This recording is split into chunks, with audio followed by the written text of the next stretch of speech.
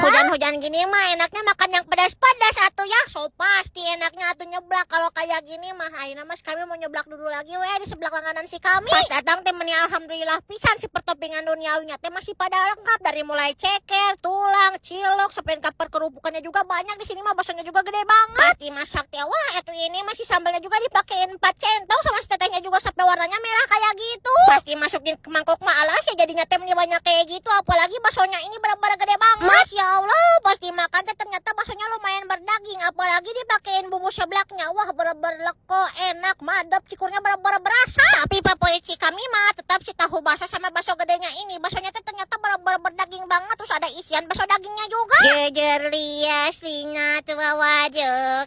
Ieu teh mendingan pisan. Saking nikmatnya sampai nggak bisa berhenti ngunyah sih kami juga terus. Ya makan lagi. Lanjut Pak 2. Atau jajan-jajanan seblak di mana lagi ya?